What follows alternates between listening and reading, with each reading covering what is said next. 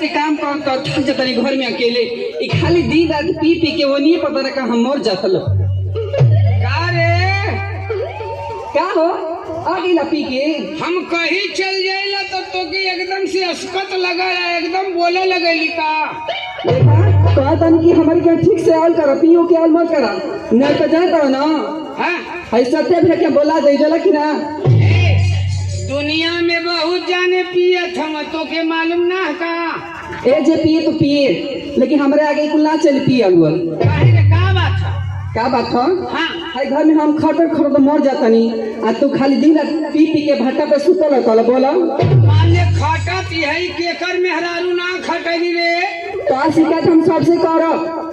है साउंड वाला जोगिंदर भैया बाना ना उन्हों से शिकायत करब आ सत्य भाषा करब जो मेरा अनिल कुमार बेंजी वाला उनको से शिकायत करता अच्छा सबसे करबी आइए देखा नगरची भैया बैठल बा ना मुलाल भैया समेदा वाला इनका से तो जरूर कहो और दलसिंगा भैया तो बटले बड़ा बड़का हमार अच्छा और का सत्या ऑर्केस्ट्रा वाले हम उनहु से कहा काहे ना पहुंच करबे करो कहबी हां मारबो ना गलवा से चपलवा ला ले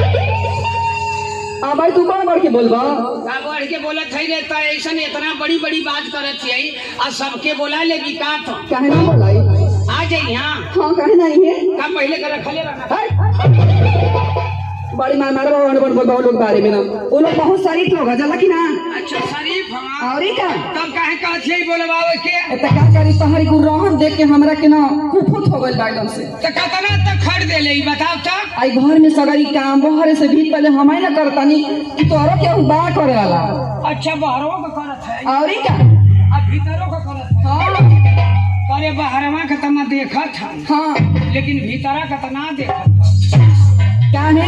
हां भीतर के करत तो करहा के करतनी का अच्छा जब रोटियां उठिया बना देली ताप के बनावेला हमें ना बनाइला अच्छा ई कुल ना चली इतनी हम काम कर थक जतनी कि तोहरा के हमारे को काम करे के पड़ी बताई का करे के पड़ी रे करबा ना हां कह दे ठीक बा हां पहले वादा करा कि करबा कर लेकिन यो बात करे लाग रही तो कर अरे करे लगबा हो आ नहीं तो छोड़े लाग रही तो छोड़ दे ना ऐसा बात ना करे वाला बा क्या करे के बाद खाली थोड़ी सनो हाँ एक बार क्या बताई हम ना पैर में बड़ी तेज दर्द करता तनी हमारे पैर दबा ये बताओ कि मेहरारू का पैर या गोड़ के दबौले हरे हे भगवान आज का तो सब लोग दबावता पूछ ला सत्य भाषा दबावता कि ना लोग कहो सत्या भैया तुम दबौले हुआ का लाइब्रेरी आदमी नाना हवा ये मर्दावा अरे साउंड वाला जोगिंदर भैया से पूछ लो जोगिंदर भैया तुम दबौले हवा का मेहरारू का गोड़ अरे भैया तुहरी ले बढ़िया तब केहू रड़ू है ना बा ऐसे कहा था उनका के ना कहे के ऐसा बात है ना पूरा ना हम उमरद हम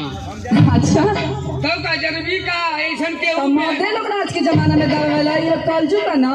मेहरारू का गोड़ी लोग ना दबावले हम मेहरारू ही ना लोग का गोड़ दबावले अरे बाप रे बाप ये उल्टा जमाना आज का चल गेल बा हमर राजा का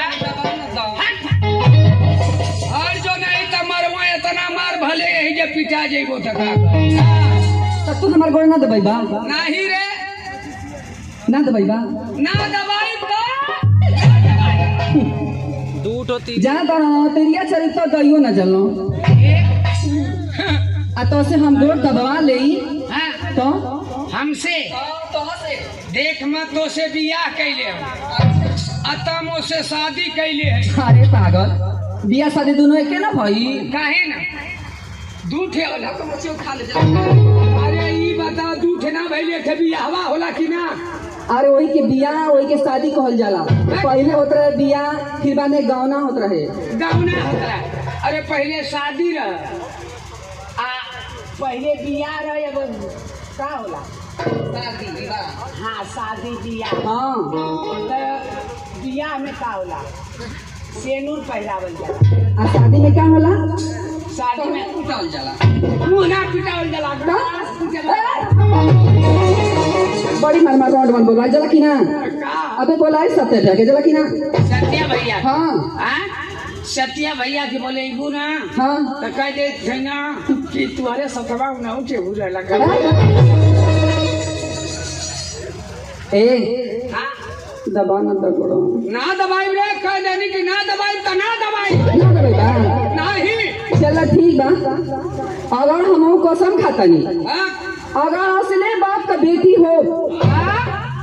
असल बाप की बेटी हो हाँ तो कहा से गोड़ दबा असल बाप का बेटी हो हाँ तो हम हमार मेहरारू है कि ऐसा कहती और क्या कि असल बाप का बेटी हो हाँ तो तोसे गोड़ दबवा दे दबा दे हो गुसिया के तो हम खुलसाई के कहा था असले ससुरे का दामाद हो अच्छा तो तोर गोड़ ना दबाई ठीक बा हम जात हैं हर जोता हाँ अतः एक काम करी है कि लिट्टी में गोईठा लगा के लेके आई अरे पागल लिट्टी में गोईठा ना हाँ गोईठा चूल्ही में लगा के लिट्टी सेक के लेके आई हाँ अहे हाँ आ वही पे तोरा के एगो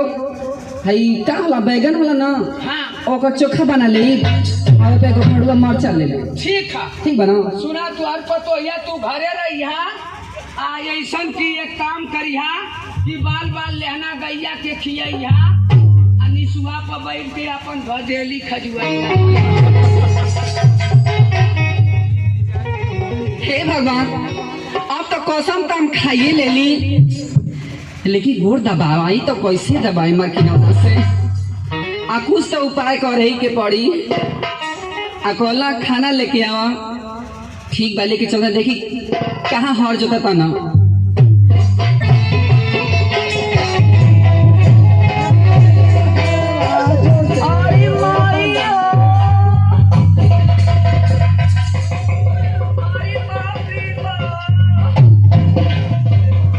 अरे कार गैला अरे बाप रे बाप अरे माई रोवती है उतर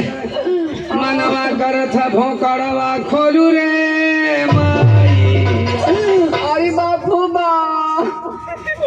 अरे चिट्टुआ के पापा अरे रो मत रे मोके तनको साइकिलिया बचाया नमा ना आवत है भाई आयो माई मोर नावा नावा छातावा टेलीकाट गई फटता बाई रे माईया अरे मार की नौना का बोले अरे बापू बाप जान गईले ना उतरो रे का भल रे का भल रे अरे बापू बाप का बताइयो का भल कोनो मुल्ला का रे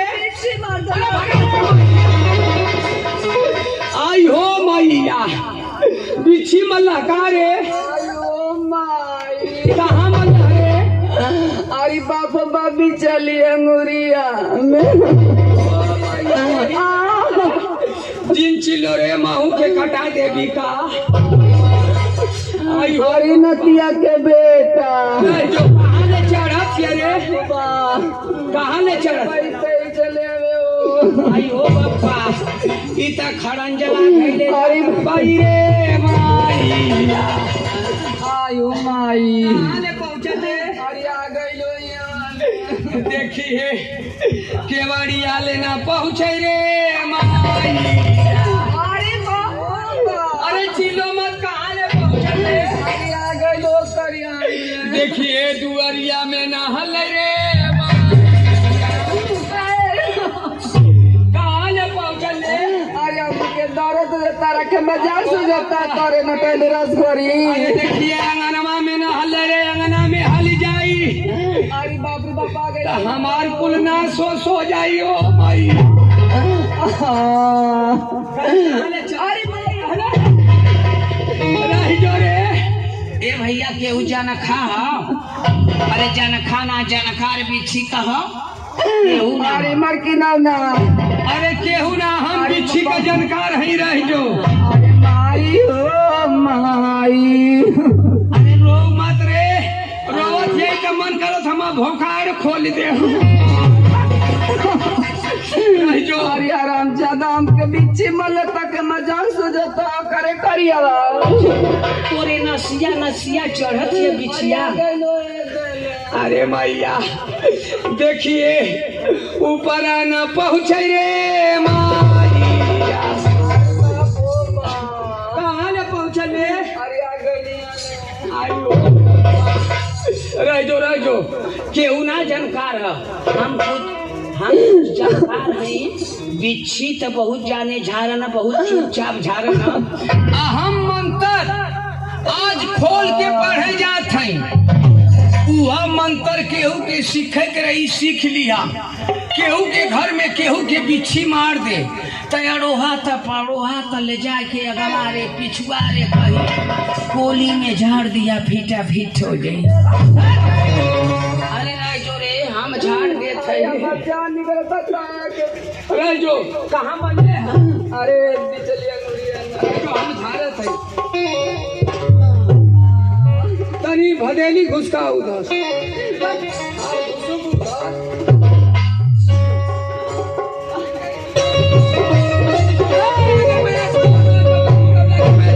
तुम अंतर मंतर चलो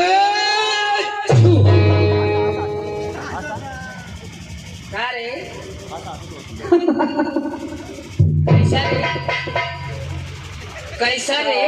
कैसन हंसत छे? ए मार्की नोनू हाँ क्या कॉले रही हूँ का बात? कि असले अगर बाप के बेटी हो तो तोसे गोड़ दबवा ले। हमके बिच्छू छिना मल रही हो। हाँ ई त एगो बहाना रहला तोसे गोड़ दबवावे का।